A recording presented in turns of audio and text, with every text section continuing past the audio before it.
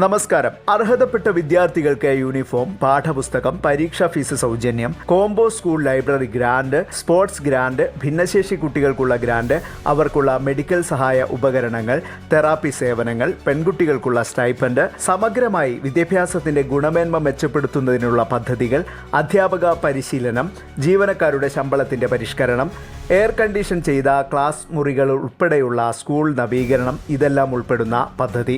ഏതൊരു നാടും അത്തരമൊരു പദ്ധതിയെ ഇരുകൈയും നീട്ടി സ്വീകരിക്കും. പക്ഷേ പ്രധാനമന്ത്രി നരേന്ദ്രമോദി നേതൃത്വം നൽകുന്ന കേന്ദ്ര സർക്കാർ ആവിഷ്കരിച്ച പദ്ധതി എന്ന ഒറ്റ പേരിൽ കേരളം പദ്ധതിയോട് മുഖം തിരിച്ചു. ക്ഷമിക്കണം, ഇത് പഴയ കാര്യമാണ്. ഇപ്പോൾ കേരളം പദ്ധതി നടപ്പാക്കാൻ തീരുമാനിച്ചു. പക്ഷേ നേരത്തെ നടപ്പാക്കാതിരുന്നത് എന്തുകൊണ്ടായിരുന്നു എന്ന ചോദ്യം ഇവിടെ പ്രസക്തമാണ്. വീഡിയോയിലേക്ക് കടക്കും മുൻപ് ഒരു അഭ്യർത്ഥന. നമ്മുടെ ചാനൽ നിങ്ങൾക്ക് ഇഷ്ടപ്പെടുകയാണെങ്കിൽ ലൈക്ക് ചെയ്യുക, കമന്റ് ചെയ്യുക, സബ്സ്ക്രൈബ് ചെയ്യുക, പ്രിയപ്പെട്ടവർക്കായി പങ്കുവയ്ക്കുക.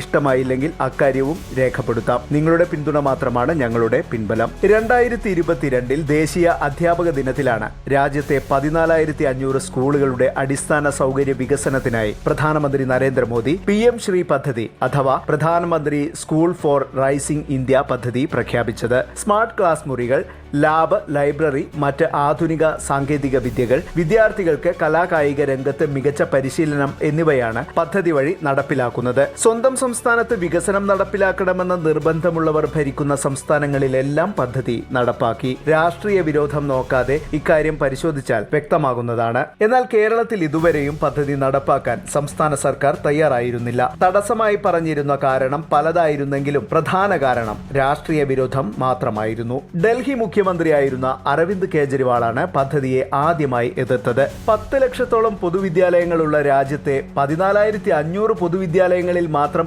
പദ്ധതി നടപ്പാക്കിയതുകൊണ്ട് ആയില്ലെന്നും എല്ലാ പൊതുവിദ്യാലയങ്ങളിലും വികസനം നടപ്പാക്കണമെന്നുമായിരുന്നു അദ്ദേഹത്തിന്റെ ആവശ്യം. ഈ പറഞ്ഞ തടസ്സവാദത്തിൽ തന്നെ അപ്രായോഗികമായ നിലപാട് വ്യക്തമാകും. കേരളത്തിലെ ഇടതു വലത് മുന്നണി നേതാക്കൾ പറഞ്ഞിരുന്ന വാദങ്ങൾ പരിശോധിക്കാം. പദ്ധതി നടപ്പാക്കുമ്പോൾ വിദ്യാഭ്യാസ മേഖലയിൽ കേന്ദ്ര ഇടപെടലുകൾ ഉണ്ടാകുമെന്നാണ് പറഞ്ഞിരുന്നത്. വിദ്യാലയങ്ങളെ തട്ടുകളാക്കി തിരിക്കുമത്രേ. പിന്നെ ക്ലീഷ കണ്ടുപിടുത്തം. ഇത്തരം വികസനം നടപ്പാക്കുന്ന വിദ്യാലയങ്ങൾ വരേണ്യ വിദ്യാലയങ്ങളാകും പോലും. ഇവിടെ വികസനത്തിന്റെ പാതയിൽ കിതപ്പ് എന്തുകൊണ്ട് എന്ന് ചിന്തിച്ചാൽ ബോധ്യമാകും. ഇനിയുള്ള പ്രധാന തടസ്സം മോദി വിരോധം മാത്രമാണ്. പദ്ധതി നടപ്പാക്കുന്ന സ്കൂളുകളിൽ പ്രധാനമന്ത്രിയുടെ പേരും കേന്ദ്ര സർക്കാർ നൽകുന്ന PM ശ്രീ എംബ്ലവും പ്രദർശിപ്പിക്കണം എന്നാണ് പദ്ധതിയിലെ വ്യവസ്ഥ. പഞ്ചായത്ത് റോഡരികിൽ കുടിവെള്ള ടാപ്പ് സ്ഥാപിച്ചാൽ വരെ ജനപ്രതിനിധിയുടെ ഫ്ലക്സ് വയ്ക്കുന്നവർക്ക് ഈ വ്യവസ്ഥയിൽ എന്താണ് വിരോധമെന്ന് പ്രത്യേകം പറയേണ്ടതില്ലെന്ന് കരുതുന്നു. അതേസമയം വിദ്യാഭ്യാസ മേഖലയ്ക്ക് ആവശ്യമായ തുക ലഭിച്ചില്ലെങ്കിൽ വിദ്യാർത്ഥികൾക്ക് സൗജന്യ യൂണിഫോം നൽകുന്നത് മുതൽ അധ്യാപകർക്കുള്ള ശമ്പള വിതരണം വരെ തടസ്സപ്പെട്ടേക്കുമെന്ന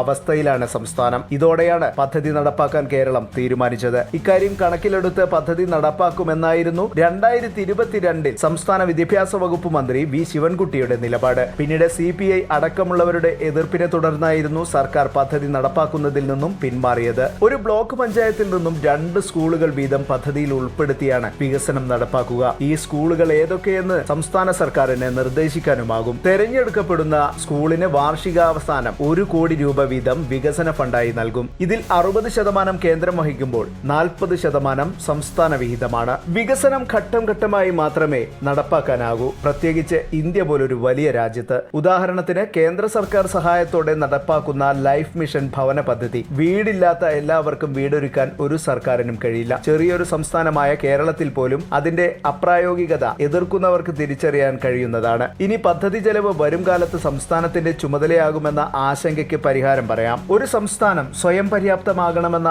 ആശയം ഭരണകർത്താക്കൾക്കില്ലാത്തതും അതിനുള്ള ദീർഘവീക്ഷണമില്ലാത്തതും കഴിവില്ലായ്മയായാണ് കണക്കാക്കുന്നത്. അത് ഭരിക്കുന്നവരുടെ മാത്രം ദൗർബല്യമാണ്. ഏതായാലും ഗതികേട് കൊണ്ടാണെങ്കിലും ഒരു നല്ല പദ്ധതി സർക്കാർ നടപ്പാക്കാൻ തീരുമാനിച്ചത് അഭിനന്ദനീയമാണ്. വികസനങ്ങൾ വൈകുന്നത് നീതി നിഷേധമാണ്. കേരളം ഇന്ത്യക്കകത്തായതിനാൽ നമ്മുടെ കുട്ടികളും ആ വികസനം അർഹിക്കുന്നുണ്ട്. അവർക്കും വികസനത്തിനുമിടയിൽ രാഷ്ട്രീയ വിരോധം തടസ്സമായി നിൽക്കരുത്. മറ്റൊരു വീഡിയോയുമായി വീണ്ടും വരാം. നന്ദി, നമസ്കാരം.